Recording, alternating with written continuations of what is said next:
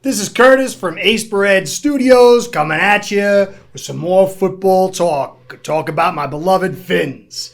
And this is a very happy topic for me. Talking about Brian Flores.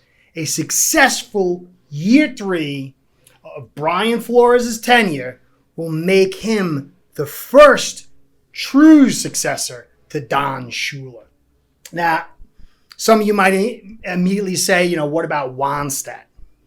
Wannstedt is obviously the most successful head coach since Shula, but I want to unpack that first before I get into a love fest with Mr. Brian Flores.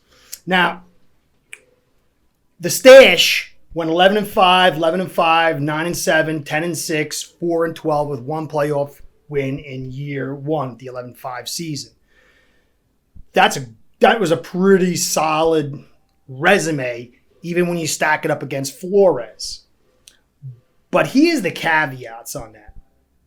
Wannstedt took the sloppy seconds of Jimmy. That's the first off. He did nothing as far as bringing in personnel. Second off, he was a good defensive coordinator, but you could certainly feel that he just really wasn't forward thinking. And even when you listen to Ricky Williams, was probably the best move that he was involved in. Sad to say how it ended. But even Ricky was saying that, he's a nice guy, but I just didn't feel connection. So while this record looked good, it was based off the talent brought to him by Jimmy. And he was never able to put together an offense, really able to connect and really able to build with the team. I'm not saying he's a bad guy. He wasn't. He's a very nice guy. And he's a very good defensive coordinator. But I always felt there was just limitations there. Like he got that through Jimmy. He got that job through Jimmy. It wasn't a real coaching search.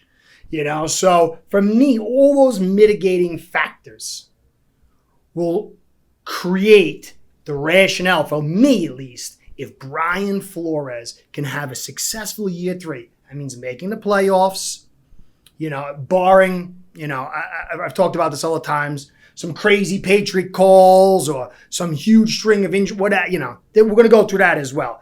But if Brian Flores can have a successful year 3, he can make the playoffs, his trajectory from having a stripped down team, not a all-world defense like Wannstedt was given, stripped down team, to get to the 5 wins, to win against the Patriots in Week 17, to come back the following year, to go 10-6, with a young team, finding talent from all ends. I know Chris Greer and Marvin Allen have a piece of that too, but so does Flores. And if he can then take this next step, without a doubt, my man Brian Flores will be the true successor to Shula. Now, it's not written in stone. Did a video a little while back about being realistic, having realistic expectations. And really this conversation that I'm having now started because I've said it before, I write for finsnews.com, and a big poobah over there is Jimmy Bourbon. So I was editing one of his articles to get it out today, which I'll post on the link below. And Jimmy was talking about some news that came out. And some of the news was murmurings from some players that this offense was a little complicated. And Jimmy went to go on and speak about how the one possible chink in Flores' armor is this turnover of playbooks and offensive coordinators, this lack of stability, this lack of stability on the offense. And to some degrees, I agree. And some degrees I don't agree. And so I want to unpack that as well. So first off, I do agree this instability is not good. The fact that you keep turning over playbooks, you keep turning offensive coordinators is not the best case scenario. But we have to remember that Brian Flores was not a hot coaching prospect. And he was coming to the Miami Dolphins, who is basically become the king of the NFL to the piss boy. So finding a staff wasn't easy. And getting Chad O'Shea, who, I agree with Jimmy. I did like Chad O'Shea. I liked the offense. I liked how it developed. The knock on it was that it was complex. But he really didn't get to choose his staff right out of the box. Okay? So as far as getting rid of O'Shea, I might not personally agree with it. But he was basically building this thing ad hoc. So you had to give him that. You had to give him, all right, here, man, I got this job. No one wants, who wants to come here? Okay? I want to do it a different way. And a lot of people didn't like Gailey. Jimmy didn't like Gailey. I like Gailey. I thought Gailey is a good offensive coordinator. Now, a lot of people are like, Gailey sucks. Look what happens when Tua comes in. Well, it came out, and then Jimmy mentions this in the article, how Tua wasn't comfortable with the playbook. He's coming off a major injury. I mean, Tua wasn't who he was, and he wasn't prepared for the playbook. You cannot blame that on Gailey. And when you go back through the season, you can see Gailey schemed up a lot of wins, a lot of big plays, and he was perfect for Fitzpatrick. But Fitzpatrick and Tua are different players. And so Gailey chose to quit. And that, too, is really out of Flores' hands. So you can't blame that on him. He wanted him to stay. He said, all my coaches are coming back. But Gailey chose to leave. So what is he supposed to do?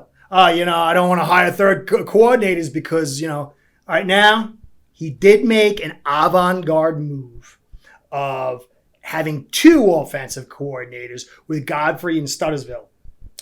So that was a little concerning for me, not because I don't think it can work, because there's really not a lot of winning cases out there for it. So this is a Brian Flores stamp of approval, big boy move. This is his true move. Okay, he wanted Gailey too, and I thought Gailey was successful. So you can't blame all this turnover on Flores.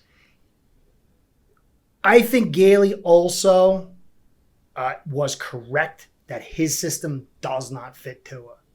And so I think that in the end, this turnover so far up to this point is not a big deal. Now Flores definitely has to nail this. He has to have, and the reports are, there's some players that say it's too complex, but there was some good reports that I don't really hear too much of that said, they're grilling Tua, and he's just got it down. He's way ahead of where he was. He feels very comfortable. He's moving forward very fast. And so the reality of these other players, they're struggling, but Tua isn't.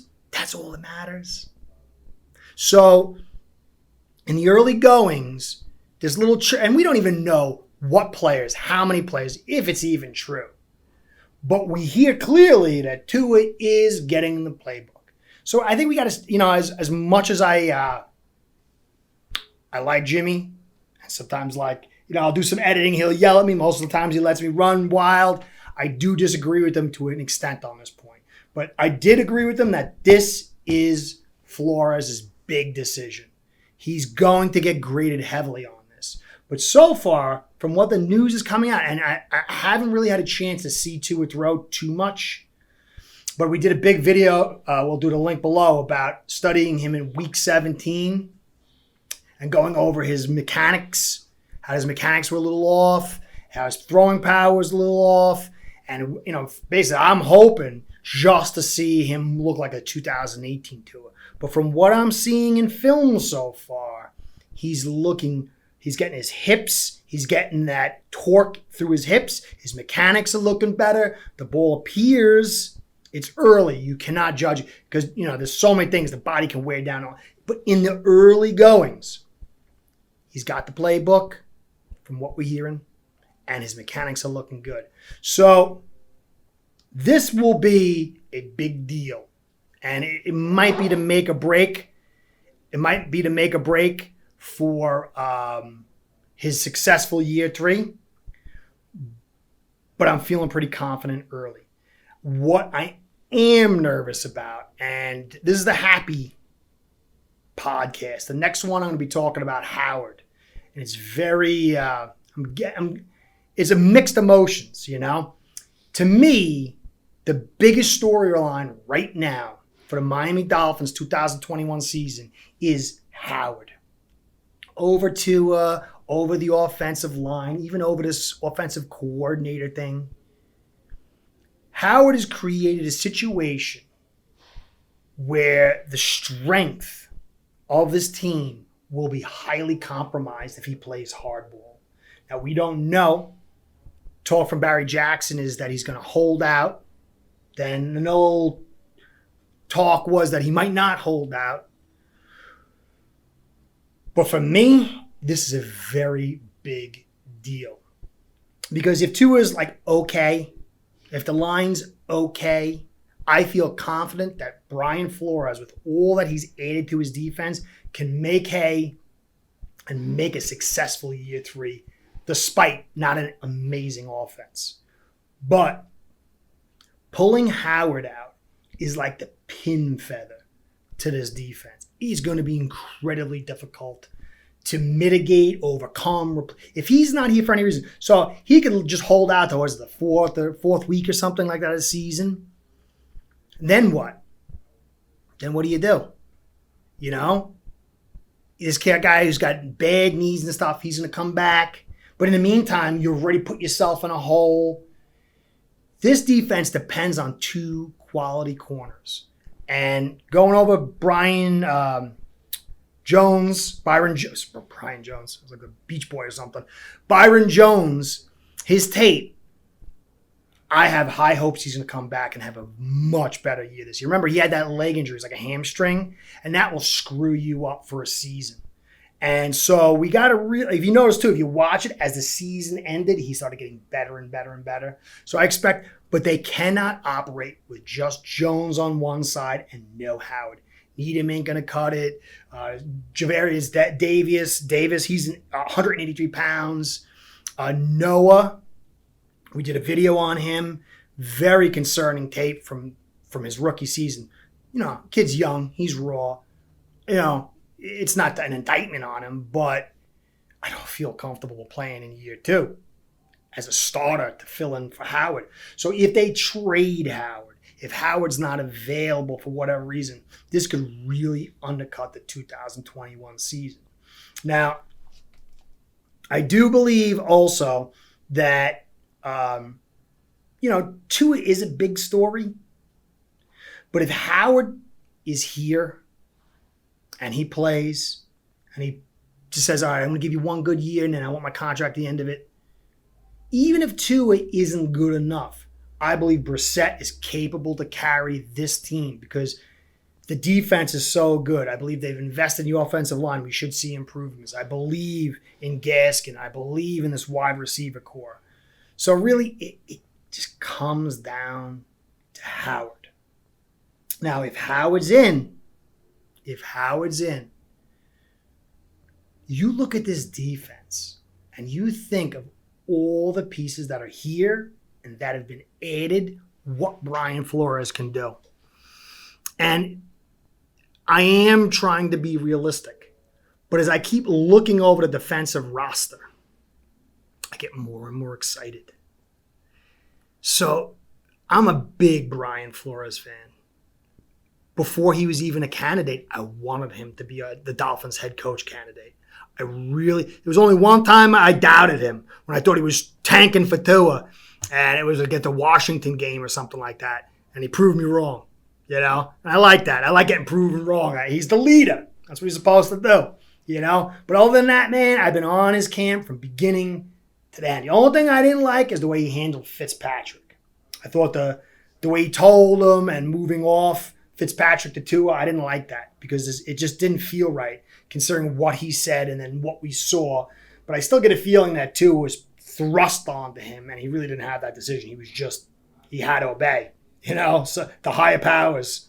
But other than that, man, it's like he's got charisma, he's got intelligence, he has an ability to think outside the box, he can find talent.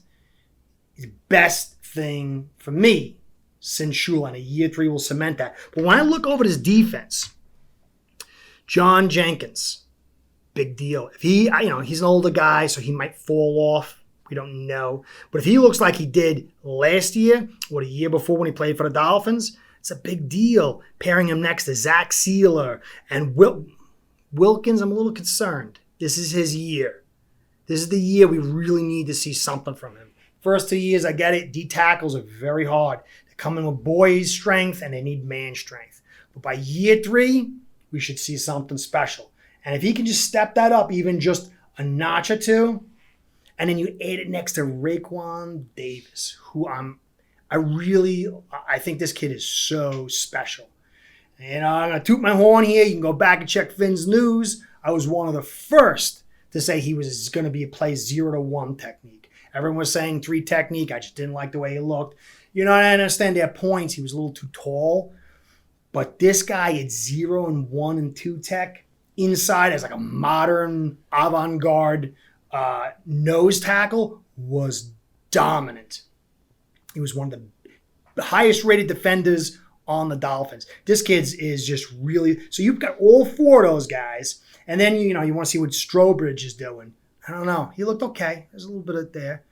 But a guy that not many people are talking about. I mentioned him a while back. But go back and check Jonathan Ledbetter. The Dolphins, he was here the first season in 2019. Excellent preseason. Made the team, and he had a great first half against the Ravens, and then he got some kind of injury, and he lingered for 2 seasons. But the Dolphins stuck with him. And I am very excited for Ledbetter. I think he's going to make the team. If he looks, and for them to stick with him, they see something too. So that interior is so deep and so talented. Then you go to the edge, and Vincent Beagle, think how good he was in 2019. He was probably one of the top 1 or 2 or 3, maybe 1 or 2 best players on the defense. What a horrible injury, man. He missed that contract. I would love to see him come back. But that's a possible piece. Then you add Jalen Phillips. I still want to see him stay healthy. I want to see how he plays in the pros, but the potential's there. But then my boy Van Ginkel, who I did a video about too, guy is a stud. And then people are not talking about this guy, Brennan Scarlett. He's a linebacker from Texans, and he's 263, but he's got great cover skills. Great cover skills for a giant. And I'm interested to see how Flores is going to scheme him up, because he can play some edge type looks. He can come in for like a 3-4 look at the edge, but still be able to cover and be big enough to handle heavy attacks on a run game. I'm really interested to see if he makes a team and how he pans out. But then, you got Baker, who I've been hot and cold with, but as I watch the tape and I start understanding his role, it's not a traditional linebacker. I love the blitzing. I love his aggression. But I'm starting to see the other things why he got the contract. And that's another good piece. But then, to me, the biggest piece is Benardrick McKinney. You watch him with the Texans, not last year, the year before. When he was healthy, this guy is like snap sight a judgment on a play. He reads before the quarterback comes out. He's able to be very physical. His interior presence and edge presence is going to be tremendous. So I've just gone, this is a very good looking D front. It's a very good looking edge and linebacker front. Then you go to the DBs. Brandon Jones, who I liked in his rookie season, tailed off a little bit, started getting a little abused, but overall held together. Rose, a nice solid piece. And then, Xavien Howard. There's all this talk about him being a big deal. But I feel that at the very, very least, he's going to be better than Bobby McCain. I like Bobby McCain. I thought he was steady. I thought he should have stayed at nickel, But he's going to be at least as good as him, but likely better. Okay? And then you add Jason McCourty, experienced guy, still got some tread on a tire. And then, Nick Needham. I don't know. And Javaris Davis, I don't know. Nickel guy, maybe he can find his way. back to when he was with the Seattle Seahawks. I don't know. But still a pretty good look. And then if you take this look, these group of players, and put it next to Byron Jones and Xavien Howard, that's a phenomenal secondary. And to me, Brian Flores can coach that to very high levels, very high. And I think I'm underestimating what he can do with those pieces. But again, if you take Howard out of that picture, this becomes a totally different defense. So we have to remember, right now, we're waiting for training camp. If Howard holds out, what did Brian Flores to do? What does Chris Greer to do? They want team first. They got rid of players. They got rid of Minka. They got rid of Jones. They got rid of a couple of guys that weren't me. They were me first. Clearly, Howard has the right to do what he's doing. I wouldn't say it's what I would do, but it's not team first. So there, I said this in I'm going to say this in the other video I'm going to do after this. The Miami Dolphins are bent over a barrel, jammed up the tailpipe of a pickle, because you either pay this guy vast amounts on his bad knees, and we'll get into that in the next podcast, and pay him even though he's a me player holding the team hostage, or you move him on. And if you move him on, you're highly compromising the 2021 season unless you can make a trade for a corner, which is very difficult, or you can find some, So they're just in a huge quandary. Now, for me, as far as the year 3 goes, if Howard's out for whatever reason, that's like, a mulligan basically for Flores. So whatever he does is going to be like, unexpected, because this is one of the best players in the NFL and the best player on your team.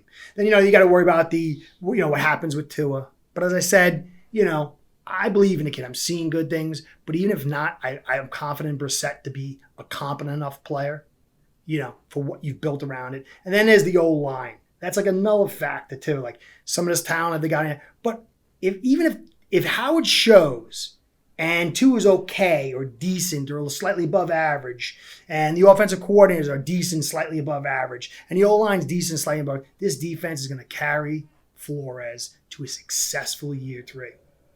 And if the Finns reach the playoffs, we old